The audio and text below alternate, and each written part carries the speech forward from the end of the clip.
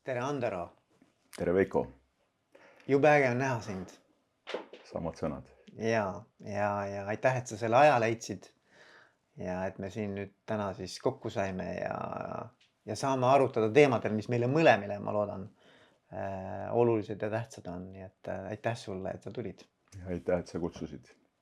Väga kihvt. Ja pean tunnistama, et me ei ole varem kokku puutunud.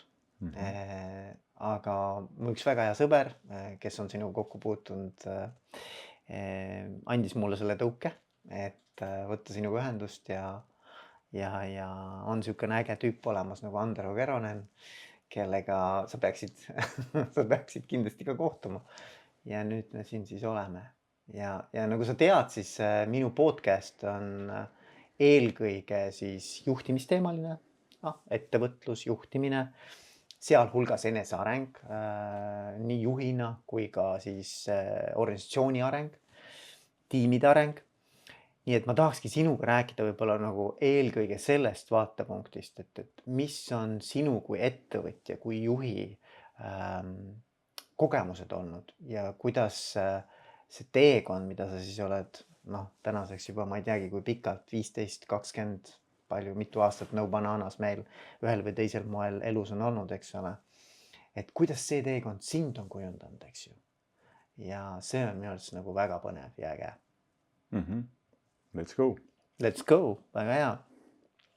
Aga esimene küsimus on mul tavaliselt selline, et kui sa peaksid ennast ise kirjeldama, ütleme, et me saame kokku kuskil, ma ei tea, mis iganes sotsiaalsel üritusel, et tere, mina olen Veiko, tere, sina oled Andero, eks ole, et kuidas sa nagu ennast tutvustaksid? Tohib ma küsin, mis üritus see on, kus me kohtume? See on ükskõik. Ütleme niimoodi, et lihtsalt põnev inimene on sattunud sinu kõrvale, keda sa tegelikult ei tunne, eks ju, aga et nagu hakkame arutama, et kes me sellised oleme ja mida me teeme ja mis me siia maailma toome. Ja. No ma saan ennast tutvustada väga mitme nurga pealt, et ma saan tutvustada ennast, et ma olen abikaasa, 3 lapse isa ja elukestev õppija. Siis ma saan teise nurga alt öelda, et ma olen ettevõtja, juht, No Bananase kaasasutaja ja eksperimenteerija. Tegelikult võib-olla üks siuke sõna, et ma olen tegelikult eksperimenteerija igas rollis.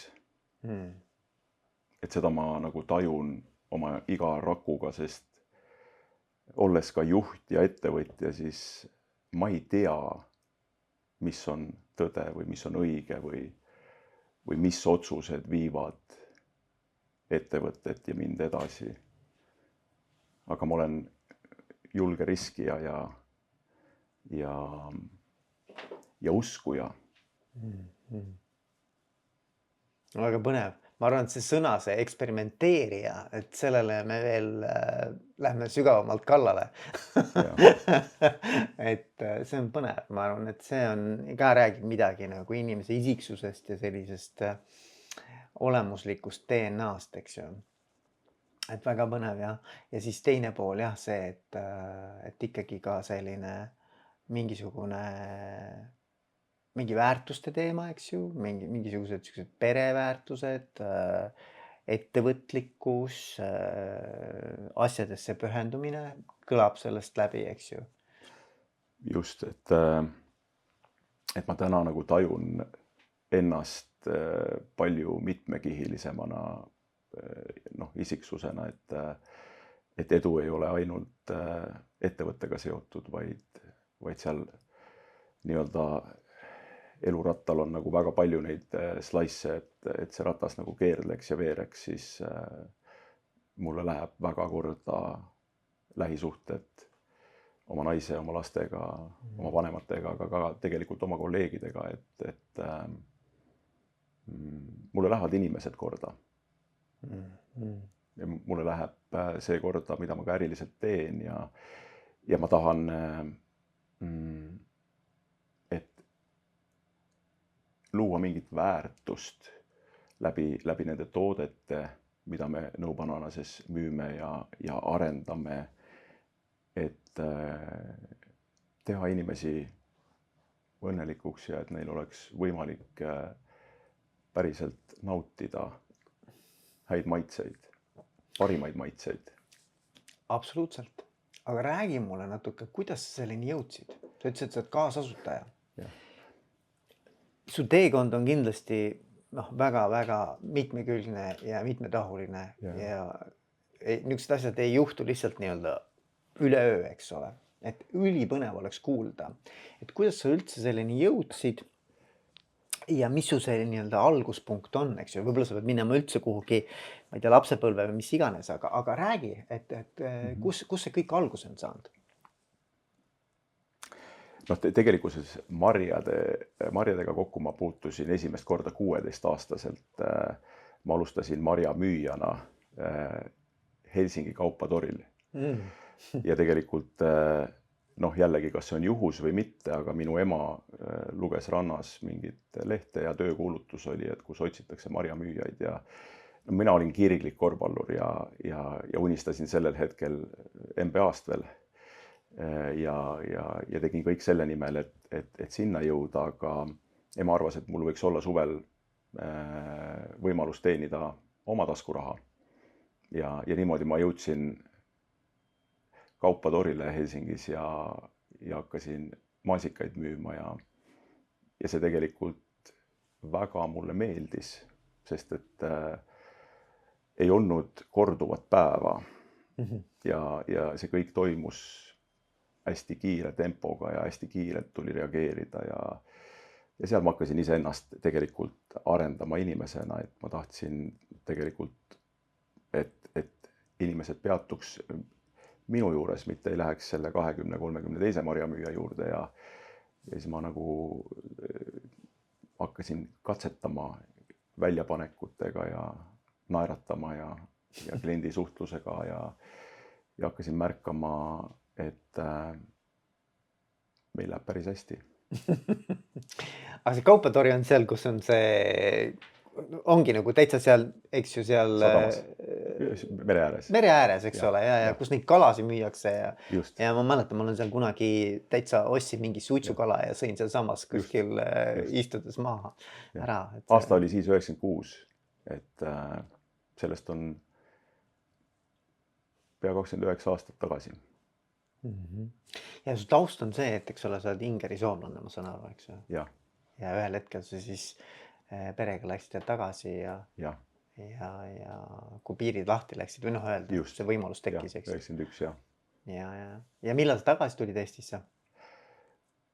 2001. 2001.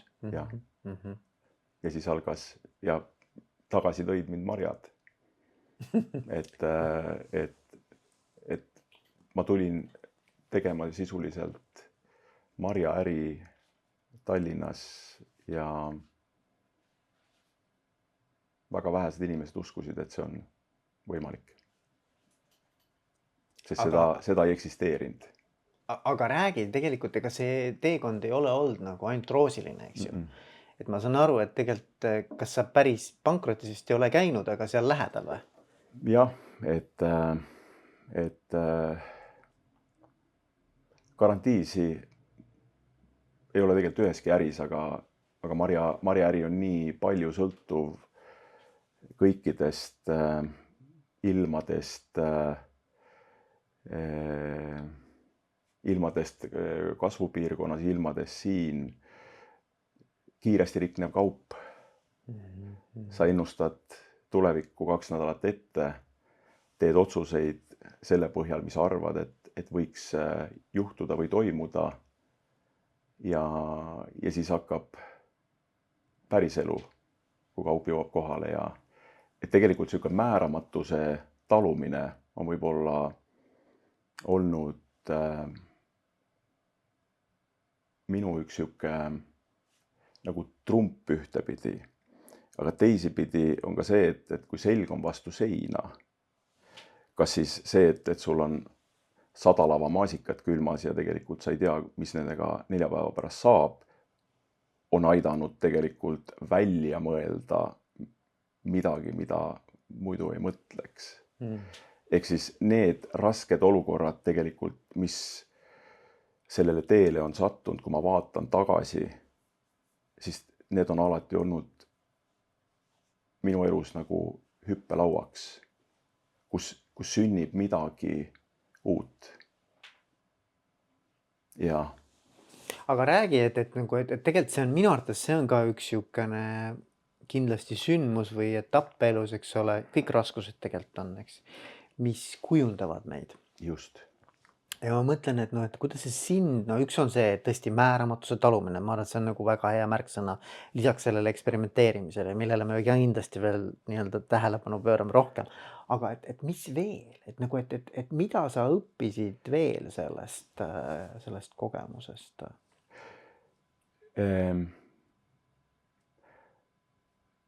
Ma ei oska alla anda, on üks see, et ja mul on, ma reflekteerin, ma olen niisugune tegutseja, ma teen, ma lähen, asun teele, et ma ei ole üleanalüüsija ja ma ei proovi Exceli tabelist selgust saada, mis on õige ja mis on vale, vaid ma asun teele.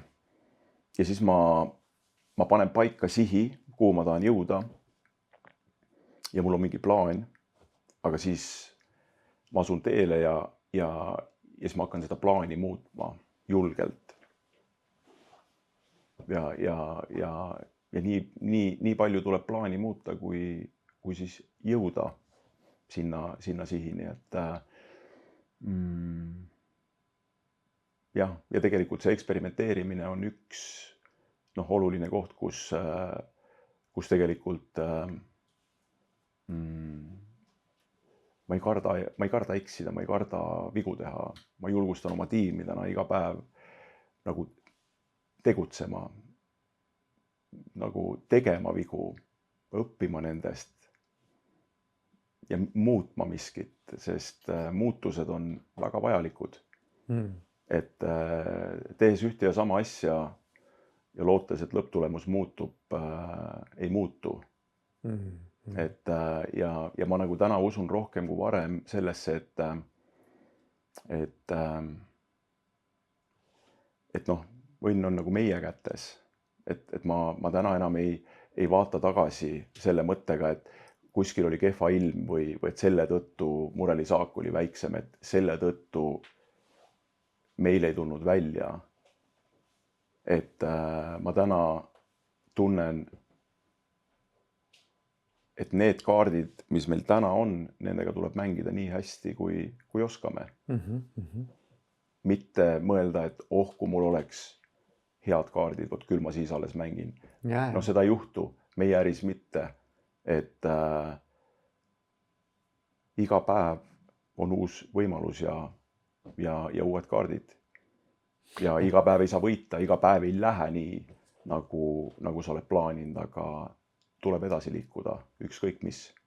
Ja kui ma mõtlen nagu, mis mind tihti nagu rasketes kohtades on aidanud, on see, et ma mõtlen näiteks hooaja lõpu peale, et kui ma seisan seal sellel kuupäeval ja vaatan tagasi, siis ma ei taha seista seal mõeldes, et what if? Et ma oleks võinud seda või teist või kolmandat teha, aga ma ei teinud. Ja ma olen nii palju elus neid kaotuseid, raskeid kaotuseid nii korvpallis kui äris saavutanud või kogenud, et ma ei taha kahetseda. Ma ei taha mõelda nagu selle peale, et kõik oleks hästi, kui ma oleks teinud seda või teist. Ma teen täna kõik, mis on nagu minu võimus ja ma julgustan oma tiimi seda tegema ja siis me aktsepteerime seda, mis sealt vastu vaatab. See aktsepteerimine on oluline koht ka. Ja siit kõlab nagu mitu teemat on ju, üks asi on see usk sellesse, et et ükskõik, mis ma teen, kui ma teen seda parimal moel või parimal nii-öelda enda teadaoleval viisil, et siis see tulemus tuleb, eks ju, see usk sellesse saavutusvõimekusse. Aga teine pool on seal minu arvates, mis on kihvt ka veel see, et kuidagi nagu see enda mõju ulatuse tajumine, eks ju, et noh, et mis on minu kontrolli all, et ma saan seda mõjutada, eks ju, ja keskenduda ainult fokusseerida sellele, mis noh, minu käes on. Et ma ei saa ilma mõjutada, nagu sa ütlesid, eks ole, ma ei saa mõjutada mingisuguseid kolmandaid, neljandaid tegureid, eks ju, aga mitte keskendus neile, vaid keskendus sellele, mis on parasjagu nagu minu selles mõjuulatusringis, eks ju. Et noh, mulle jäi nagu kõlama need asjad seal sinu jutust. Just, ja teine asi on nagu see, et see, millele sa keskendud, see kasvab. Et jah, ma annan väga aru endale, et olles ettevõtte juht, siis kõik, mida ma ütlen või jätan ütlemata või teen või jätan tegemata, see on mõju kogu organisatsioonile, kogu tiimile. Ja kõik on sekkumine ühel või teisel moel. Ka mitte sekkumine on sekkumine. Just. Et see kõik on nagu üks suur eksperiment. Ja, ma saan aru. Et see üksi ei jõua kaugele. Et ma võin üksi uskuda väga palju, kui minu tiim ei tule kaasa, siis ma jään üksi ja olen üksi. Et suuri asju teevad meeskonnad ja inimesed nende sees. Ja noh, minu roll täna on julgustada ja jõustada, toetada inimesi. Ja iga päev ma ei õnnestu selles.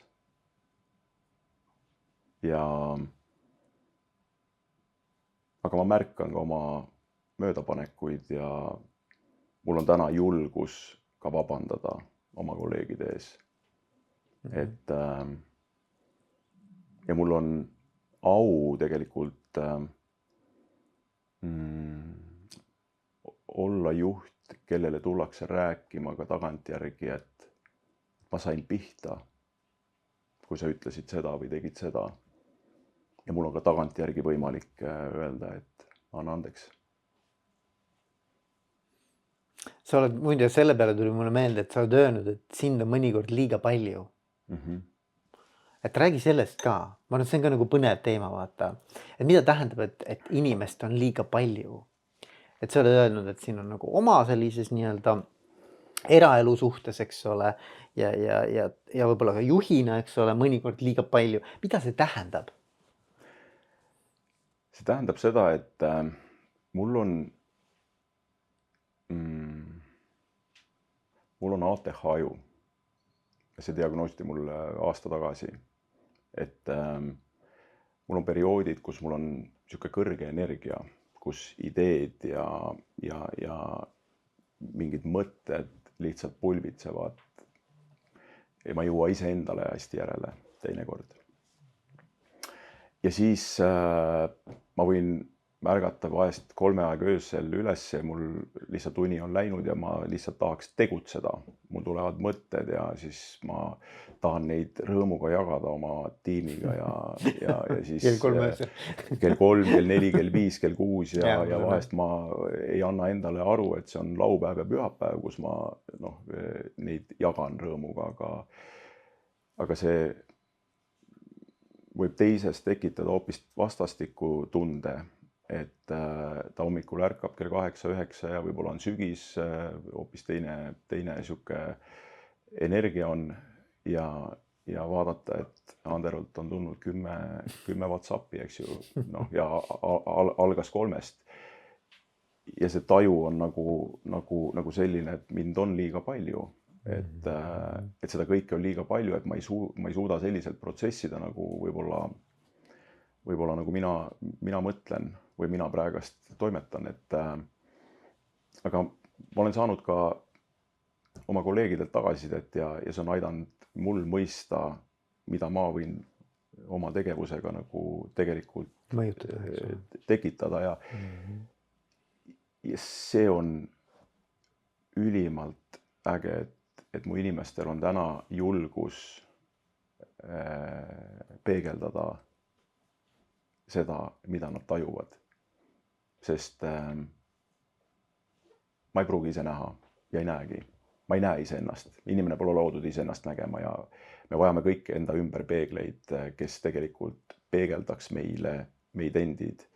Kodus on mul need peeglid kenasti olemas laste ja abikaasa näol ja olen väga tänulik neile ja täna ma olen kolleegidele väga tänulik, et ma saan iseenda kohta peegeldust ja ma saan võimaluse nagu ennast muuta. Sest et minu oluline ei ole see, mis toimub ju minu peas või minu sees, vaid oluline on see, kuidas teine pool mind tajub. Ja need alati ei lähe kokku.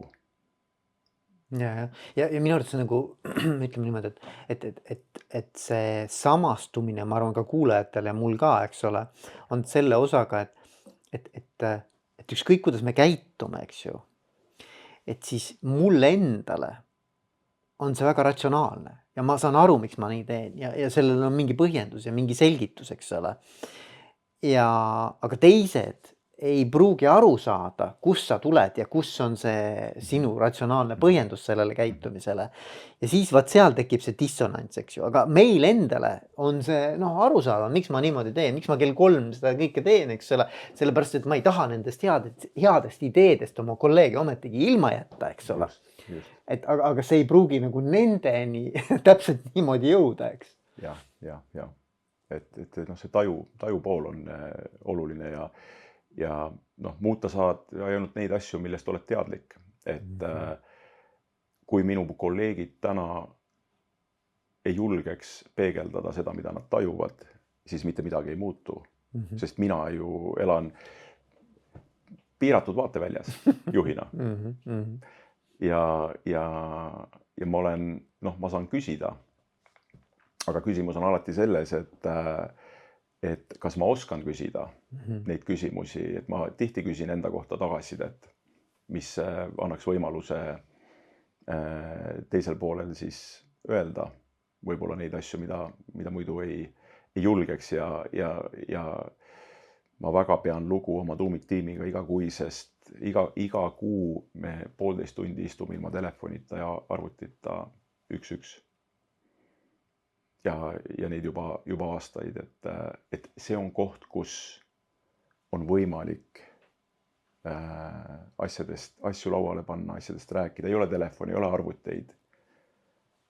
See kiirus, see kaos nendel hetkedel muutub mingiks sügavaks rahuks ja ühenduseks teise inimesega.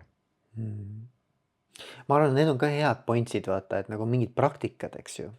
Et kuidas selleni jõuda, sest et üks suurimaid teemasid on paratamatult nagu tagasiside andmine. Ja see ei ole lihtne tegelikult. See võib tunduda, et mis siis ei ole, et ma ju küsin või ma olen avatud ja mul on uks kogu aeg lahti, eks ole. Aga tegelikkuses ikkagi see psühholoogilise turvalise keskkonna loomine, see on ikkagi, esiteks on ta pikaajaline ja teiseks ta on ikkagi ka, ta vajab eraldi tähelepanu, et see ei juhtu lihtsalt iseenesest. Nõus, et ma usun järjepidevusse, et ükskõik, mida sa ka alustad täna, siis see järjepidevus on nagu võlusõna kõiges, on see siis toitumine või trenni tegemine, et miks sa seda teed. Eks, et mina olen väga palju aastaid peale korvpalli nii-öelda teinud trenni selleks, et võtta kaalust alla. Ja siis saavutan mingi eesmärgi ja siis justkui on nagu tipp käes valutatud, Mount Everest valutatud ja siis tegelikult kõik läheb vanaviisi, vanadesse rööbastesse tagasi, eks. Et tihti mulle endale tundub, et me juhtidena nagu ootame mingeid kiireid lahendusi või kiiret edu. Mingit võluvitsa, eks ole. Jah, või mingit shortcuti, ma ei usu nendesse. Et kui ma alustasin üks-ühele kohtumistega oma tuumiktiimiga, siis see oli mõlemale poolele väga ebamugav. Sest see on midagi uut, mida ma ei olnud teinud ja mida teine ei olnud kogenud. Et mida me nüüd siis teeme ja iga kuu. Et seda ebamugavust oli nagu tajuda. Aga järjepidevus, see, et uued asjad ongi ebamugavad. Uued tegevused ongi ebamugavad, aga see usk, et see on vajalik, see aitab mõista mõlemat pidi üksteist ja luua see usalduslik ruum minu ja minu tiimiliikme vahele on juba see, kus on võimalik ka minul tegelikkuses rääkida ju sellest, mis minu sees toimub ja teisel poolel võimalus avaneda ja see avanemine ei pruugi ju toimuda kohe. Ja seda ei saa kuidagi survestada, aga see võimalus on iga kuu midagi öelda, võib-olla mida ei ole julgenud öelda ja katsetada, kas vastuvõtlikkust on või mitte. Ja ma arvan, et seal on ka see progressi tunnetus, eks ju. Et noh, et kui sul mingi edu kogemus, eks, et kuule, oota, ma ütlesingi midagi, mis on natuke sensitiivne või midagi natuke, mis on võib-olla ebamugav, eks ju. Ja ei juhtunud midagi, näed, võib-olla läks hoopis paremaks, eks ole. Võib-olla Andero võttiski kuulda või Andero sai sellest mingi inspiratsiooni, mingisuguse innustuse, eks ole. Et siis vaata need asjad tsementeerivad seda praktikat, et noh, et ma arvan, et selline edukogemuste väikeste, pisikeste ampsude nagu tunnetamine, et kuule, meil läheb paremaks. Et see on hästi oluline seal juures, ma usun. Jah, aga kui sa nüüd mõtled, eks ju, oled sporti teinud, ma olen sporti teinud, et kui me nagu kogu aeg midagi teeme, siis me ei märka tihtilugu seda edu, sest et me oleme selle sees. Küsimus ongi, eks ju, kas sa nagu usud sellesse, et see on elustiil ja kas sa usud sellesse, või millest sa üldse usud, et miks sa seda teed, mida sa teed. Et mind on nagu aidanud viimasel ajal elus edasi see, et ma mõtlen nagu selle miksi peale. Mis on see kaugem miks? Miks ma midagi teen? Et mitte see lühiajaline, sest et tihti me ei näe, või ei oska näha nagu seda edu või seda, kuidas on mingi progress mingis inimsuhtes toimunud, et me nagu harjume ju ära, see on nii järk-järguline, et kui ma vaatan võib-olla 5 aasta tagust fotot endast, siis ma saan aru, mis on muutus, aga lihtsalt iga päev nagu olles, siis on vaja tõesti fookust sellele viia, et mis on hästi. Sest aju tahab kogu aeg nagu mõelda ju, et kus on need vead ja kus on need puudused. See on nagu justkui nagu need vaod, need mustrid on nii tugevad, et ma täna nagu mõtlen, et kui ma olen ka psühholoogi juures käinud 5 aastat ja baariteraapias ja sihukest enesearengut väga palju praktiseerinud, siis jälle järjepidevus. Et kui mul keegi tuttav küsib, et kas teil naisega on nii hullusti, eks ju, et siis ei, vaid me tahame, et oleks veel parem. Et me mõistaksime üksteist ja saaksime iseendast aru, sest et ma arvan, et kogu see juhtimine algab sellest, et kui aus ma saan juhina olla iseenda vastu kõigepealt. Kui hästi ma tunnistan oma tugevusi ja nõrkusi ja kas ma olen valmis endale neid tunnistama ja siis ka teistele seda välja ütlema. Et mina olen väga pikalt põdenud seda, et mul ei ole kõrgharidust ja et fokusseerunud sellele, mida mul ei ole juhina.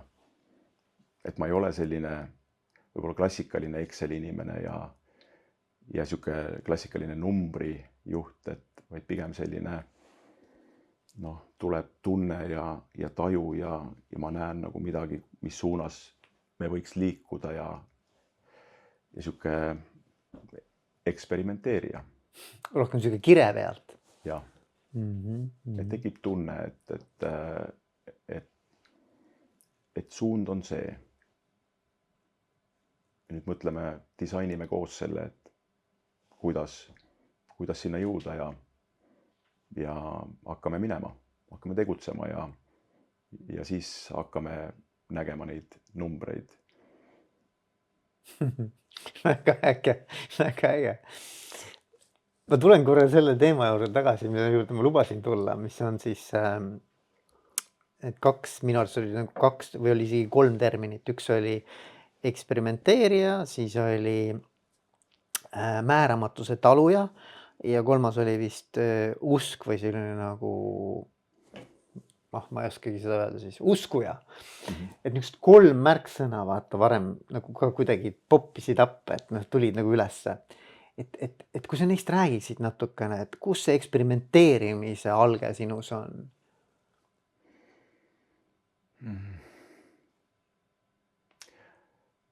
Mis sa mõtled selle all, kus see alge on? Millal sa esimest korda tundsid, et sa tahad eksperimenteerida? Et elu on eksperiment? Tead, mulle meenub praegu miskipärast see, kui ma kuulsin esimest korda seda, et meil kõigil on 2 elu. Ja teine algab siis, kui sa saad aru, et sul on ainult 1. Mingil hetkel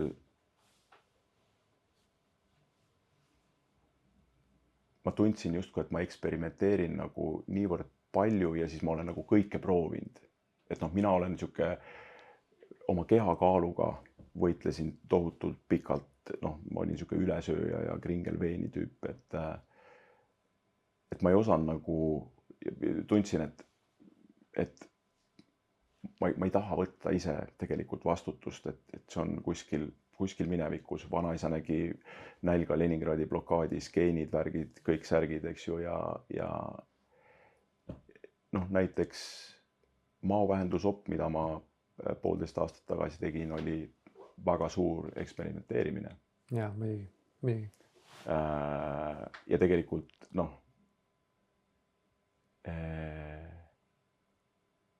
pannes oma elu ohtu, olles terve mees tegelikult, on see, et ma julgesin seda teha selleks, et mul oleks võimalus juhina ja isana ja abikaasana nagu elada pikemalt ja tervelt. Aga tegelikkuses ükski operatsioon, ükski tablett ei aita, kui sa ise inimesena ei ole valmis võtma vastutust oma elu eest, oma valikute eest. Ja võib-olla see, et ma läksin nagu viimast õlekõrt lunastama sellega, siis tegelikult ma sain aru, et see ei ole viimane õlekõrs. Ja tegelikult see ei ole üldse nagu õlekõrs. Ja lõpuks jõuad kohta, kus mõistad, et need kogu elu ja valikud on sinu kätes ja neid valikuid, mis sa igapäevaselt teed. Ma olin siuke tegelikult ka homne tüüp väga pikalt oma elus. Et homme alustan, homme teen, aga see homme on kogu aeg homme. Ja täna ma olen jõudnud nagu sellesse kohta, et need tänased valikud on need, mis aitavad üldse homset näha, võib-olla. Sest ma ei saa ju garanteerida mitte kellegile oma kodus, et ma õhtu jõuan koju. Aga ma teen parimaid võimalikke valikuid selleks, et homme olla kodus. Ma teen parimaid võimalikke valikuid täna ettevõtjana, juhina selleks, et Nõubananasel oleks tulevik, oleks homne. Et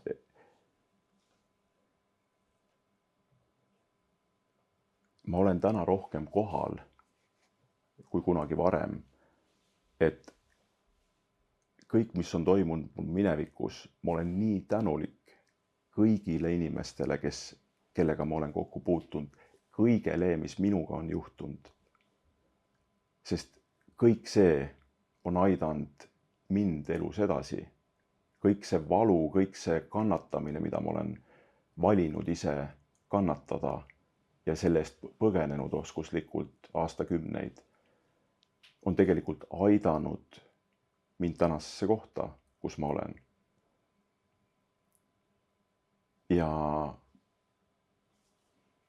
see, et ma elan täna nagu selle tõe järgi, et ma tahan olla homme natukene parem inimene.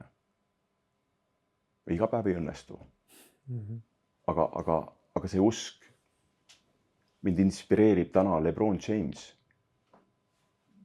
Tüüp on 40+ ja üks parimaid mängijaid. Ja ta räägib, et ta ikkagi usub, et ta on homme natuke parem mängija kui täna. Et see usk on ju tegelikult ka siuke illusioon, et sellest ma saan ka aru, et kui mul on see väga kõrge usk, siis see on samasugune illusioon, kui et mul on väga madal usk. Jah, et on perioodid, kus ma endas kõhklen tohutult ja kas ma üldse juhina sobin juhi ametisse ja kas üldse keegi tahab minuga tööd teha. Et täna ma saan aru, et kas see on illusioon ja kas see on illusioon, et oi, et nüüd nagu jõuame kuskil, aga võib-olla see suur usk mingitel perioodidel on lihtsalt see, mis aitab astuda need olulised sammud, mida võib-olla paljud teised ei julge astuda. Ja hästi põnevalt vaata, on nagu kokku seotud need 3 teemat ka, et ühelt poolt vaata selleks, et olla nagu siuke nagu eksperimenteerija, katsetaja ja ikkagi elus nagu vastutuse võtja oma valikute eest, eks ole, ja võtta neid valikuid, mis on võib-olla ka riskantsemad, eks ju. Selleks peab sul olema usk iseendasse, usk maailma ja usk elusse ka, et elu kannab, eks ju, ükskõik mis toimub, et lõppkokkuvõttes sa kukud käppadele. Et nagu kass, eks ole, et tegelikult nagu see usk peab olema. Muidu sa riske ei saa võtta, eks ju, ja teiselt poolt see määramatus on seal sisse kodeeritud, eks ole. Eksperimenteerimine tähendabki seda, et sa tegelikult oled nagu väga ütleme, neid tegureid on nii palju, mis kõik seda lõpptulemust mõjutavad, et sa pead olema kogu aeg valmis, et sa ei tea, mis sellest potist lõpuks nagu välja kujuneb, eks ju. Ja. Aga et mulle tundub, need 3 tala nagu väga hästi mängivad kokku sinu puhul. Mängivad ja kui ma nagu vaatan ennast kõrvalt, siis mul ei ole kunagi nagu meeldinud väga need aastad või ajad, kus kõik on hästi. Selles mõttes hästi, et ma olen mugavustsoonis, kus tegelikult ei sünni midagi uut. Sest milleks vaja midagi muuta? Milleks vaja midagi teisiti teha, kui justkui kõik on hästi? Siis tegelikult tundub, et ma hakkan ju lõhkuma toimivat asja. Ja see ei ole üldse tegelikult inimloomusele nagu omane. Just. Aga see ei tähenda seda, et tegelikult nagu asjad on hästi. Või et tulevikus ei võiks olla paremini, no eks ole. jah, aga noh, selles mõttes, et kõikides süsteemides ja asjades tulevad nõrgad kohad välja siis, kui kõik ei lähe noh, nii nagu võib-olla oled plaaninud. Ja siis avastad, et nii palju nagu erinevaid võimalusi ja potentsiaali, mida ei ole märganud, mida ei ole tähele pannud. Aga ometi on need ju kogu aeg siin nagu olnud, aga ma ei ole valinud näha ja märgata. Ja. Et ja eilsete väravatega ja eilsete aastatega tulevasi noh, nii-öelda mänge ei võida, eks. Et see, et meil on 29 aastat noh, nii-öelda kogemust marjamaailmas, siis see teeb mind väga alandlikuks selle koha pealt, et ma ei tunne nagu selles mõttes, et ma nüüd tean kõike. Et ma tean nüüd täpselt, kuidas jõuda edasi. Tegelikult ei tea. Tegelikult pole kunagi teadnud, kui aus olla, et ja väga palju on pisaraid valatud ja ka sellel hooajal on olnud kohti, kus ma tunnen, et noh, kõik oli liiga palju. Et tegelikult ma ei tea, kuidas toetada tiimi või kuidas toetada iseennast, et aga siis astud jälle ikkagi selle millimeetri või sentimeetri või mis iganes, astud edasi, lähed edasi ja usud protsessi. Ma olen väga protsessi usku ja ma olen seda usku, et proovime, katsetame, muudame miskit, vaatame, mis saab, sest mulle meeldib metafoorina see dominoefekt, et kui sa, ma ei tea, oled näinud YouTube'is mingit sihukest, kus on sihuke esimene domino tikutops ja siis ma ei tea, 16 on majakõrgune, eks. Et kui sa oled vale domino taga ja nügid seda, siis ei pruugi midagi juhtuda. Aga vahest on see tikutopsi suurune domino, mille saad kummuli, lükkab ka maja suuruse domino lõpuks kummuli, et ma usun nendesse millimeetritesse. Väiksed muutused, mis võivad lõpus anda nagu suure muutuse. Kuule, väga äge, väga kihvt ja õppida tundma sinu sellist sisemaailma ja filosoofiat ja uskumuste raamistikku ja kõike seda, see on nii äge. Mis sa kuulajale ütleksid? Näiteks, et kui peaks nüüd midagi destilleerima sellest, eks ole, tahaks nagu mingisuguse soovituse, mingisuguse kommentaari, mingi, ma ei tea, kas või harjutuse, mingi küsimuse, mida iganes anda, et mis inimene, kes kuulab seda praegu, mõtleb, et ma tahan ka Anderoks saada, noh, väikse tähega Anderoks, eks ju. Et mis sa soovitaksid nagu, et kuidas nagu saaks aidata neid inimesi, kes mind kuulavad? Mul tuleb üks sihuke mõte praegu, Veiko, pähe, et mulle nagu Mount Everest nagu metafoorina on väga meeldinud ja selle noh, nii-öelda tipu vallutamine ja kõik see on nagu olnud sihuke, mida olen palju kasutanud, et ma ütleks seda, et oluline pole, mitu tippu sa elu jooksul vallutad, vaid kelleks sa inimesena sellel teekonnal kasvad. Ja tipus me veedame väga vähe aega. Enamus aja me veedame teel olles. Ja tipud muutuvad aina suuremaks, sest need on meie peades. Ja ma olen ka hästi seda usku tegelikult, et mulle meeldib nagu spordiga seda siduda, et kui sa mõtled näiteks, et noh, et okei, et sul on nagu eesmärk on olümpiakuld, eks ole. Ütleme niimoodi, et sa tahad, noh, mis iganes see sinu jaoks see olümpiakuld on, eks ole. See võib olla ka rajooni meister, eks ole. Või lihtsalt lõpetada maraton, eks ole. Mis iganes.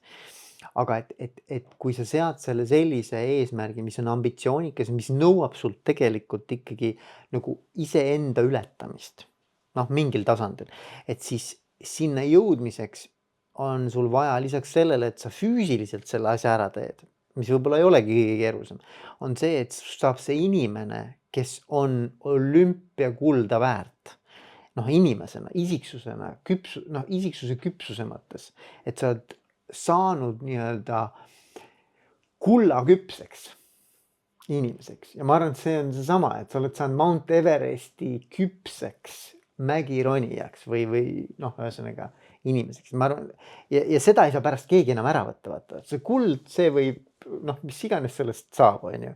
Sul on seal 15 minutit feimi ja võib-olla natuke pikemalt, eks ole, aga et nagu, et see, milliseks inimeseks mingisugune noh, nii-öelda saavutuse protsess sind kasvatab, et seda nagu noh, see on nagu minu arvates midagi, mis jääb, eks ju.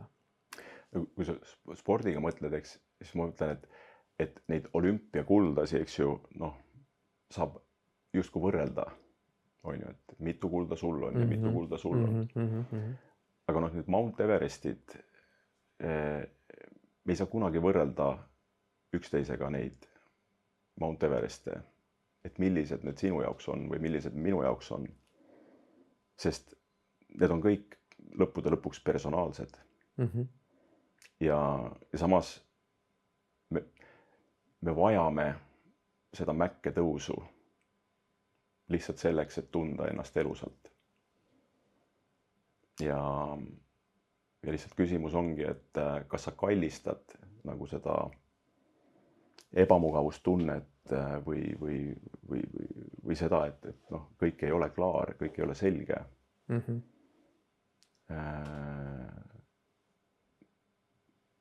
Või siis mitte, et kus su fookus nagu on, sest väga paljusi asju me ei saa elus ju nagu ka valida, et millest võib tekkida meil see noh, nii-öelda Mount Everest või mäkke tõus ja ei ole meie kontrolli all. Ja ma arvan, et eks tegelikult meil on, isegi kui meile tundub, et asjad on kontrolli all, siis ka see on illusioon. Et tegelikkuses noh, see on võib-olla see viis, kuidas me lihtsalt tuleme toime ebamäärasusega, et me loome endale kontrolli illusiooni, mida tegelikult noh, niikuinii sellisel määral ei eksisteeri, eks ole. Aga no mis iganes inimest aitab, eks, mis iganes aitab tal edasi liikuda, et see on nagu oluline. Ja mis on see miks? On tegelikult ülioluline küsimus, millele mõelda, et üks on GPS-i nagu metafoor, mis mulle väga meeldib, et noh, GPS ei toimi, kui ta ei tea sinu stardipunkti.